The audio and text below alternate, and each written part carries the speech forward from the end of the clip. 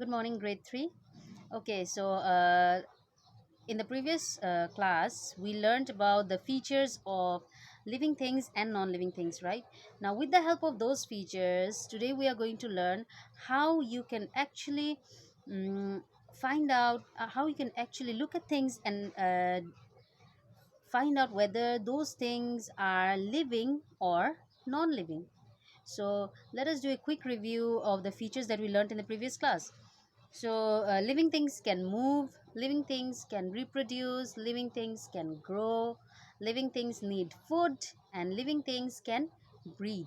Okay, now in your content book, there was one more feature. Living things have a lifespan.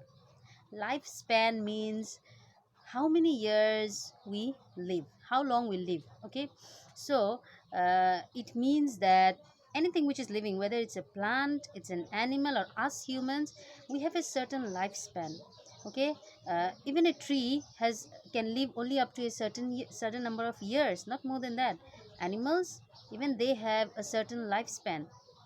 After that certain age, they will die. Now, compared to that, non-living things, they do not have any lifespan. Okay, they do not have any lifespan. If you buy a car, it's a non-living thing. The some of its after many years of use, some of its parts may become damaged. You may have to repair it. Other than that, it doesn't come with a lifespan. Uh, the company will not say that okay, you can use that car only for 10 years. After 10 years you cannot use it anymore. It's not like that. Okay, some parts of non-living things may not work properly, but they do not have a particular lifespan like living things. Okay, now let us use these features and try to find out how are living things different and non-living things different. It's very simple. You know the features, so whenever you look at something, whenever you look at an object, try to find out whether they have those features or not. Whether the thing does that thing need food, or does that thing grow, or does the thing reproduce, or it's giving birth to young ones. If any object can fulfill any of these features, that means it's a living thing. Okay, say for example, I told you that living things breathe. We breathe through our nose, animals breathe through their nose, and some animals they breathe through their skin. Now the thing is that uh, plants breathe, but they don't have noses, right? They don't have a nose. You don't see them take breathing in or breathing out, but we know that plants breathe through their leaves. So plants, they breathe, they need food, they grow, they reproduce with the help of seeds. So we can clearly say that yes, plants are living things. We may not see plants moving by their own. I say that plants, living things can move. Animals can move by their own. Humans can move by their own, but you have never seen plants moving by their own. Plants will move only when there's a strong wind, or uh, we humans are moving it. Okay, you will see leaves are moving in the tree. The reason, because of the air. The air moves, that's why the leaves move. Okay, uh, plants cannot move by their own, but they are still living things because they can fulfill the other four features. They are growing, they reproduce, then uh, they need food, and they breathe. Okay, so whenever any object can fulfill these features, you can clearly say that yes, it's a living thing. So look around you. It's a very sunny day today. So what about the sun? Do you think the sun is a living thing? Think about it. Does it fulfill any of the features that we know about living things? It needs food? No. It grows? No. It reproduces? No. Does it breathe? No.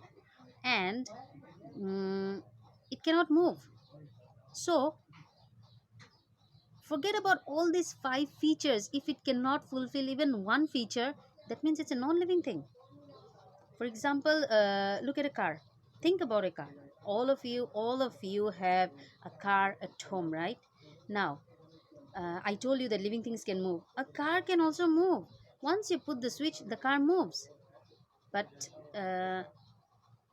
if you do not put in the key, do you think it's going to move? No, it's not going to move. It moves because it gets the power from the engine to move. Okay, without the help of anything, it's not going to move. So, uh, the car can move. Yes, it fulfills only one feature. But what about the rest? It does not reproduce. It does not need food. Yes, of course. In a way, we put petrol or diesel inside a car. It acts like food, but then it does not breathe. It does not reproduce. It can move, but it cannot move by its own. Okay, so now we know that whenever you look at any object, try to see whether that object fulfills uh, all the features of a living thing or not. If it fulfills the features, that means if it fulfills at least one or two features, that means it's a living thing. And if it does not fulfill, it's a non-living thing. As simple as that. Okay, so now I have a very tricky question for you. uh, Something which is dead, okay, something which is dead, what will you call that? Is it a living thing or is it a non-living thing? What do you think it is? Something which is dead, like if I have a I if I have a cat and it dies, after its death, what what am I going to call him? What position is he in actually? Is he dead? Is he living or he is non-living? So I think most of you have already got the answer. Something which is dead, after a person dies, after a person or animal dies, or even a plant, uh, what happens to our body? The organs, they stop functioning. We don't breathe anymore. Come on, if we're breathing, I'm not dead, right? So we stop breathing. All our organs, they stop functioning. We don't move. We don't breathe. We don't need food. We cannot move by our own, and we cannot reproduce. That's it. So, but what about the time when that thing was alive? When the cat was alive, what how was it? Was it the same? No, it was completely different, right? When the cat was alive, it it actually there was growth. It could move by its own. It needed food. It also reproduced. It had kittens. Okay, so now you understood that something which is dead becomes, after its death, the body stops all the functions in the body are completely stopped. So it becomes a non-living thing. Keep this in mind. uh, Something which is dead is a non-living thing, but that thing or that person was alive. When he was alive, it was a living thing. Once death happens, we call it a non-living thing. Okay, and you also know one feature about living things, that living things can feel. Non-living things, they cannot feel things.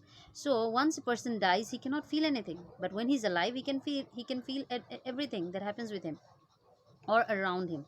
So living things, this is whenever you look at something, make sure that what features it fulfills about living things. Does it need food? Does it grow? Does it move by its own? Can it reproduce? Can it breathe? Or does it have a lifespan? Or can it feel things?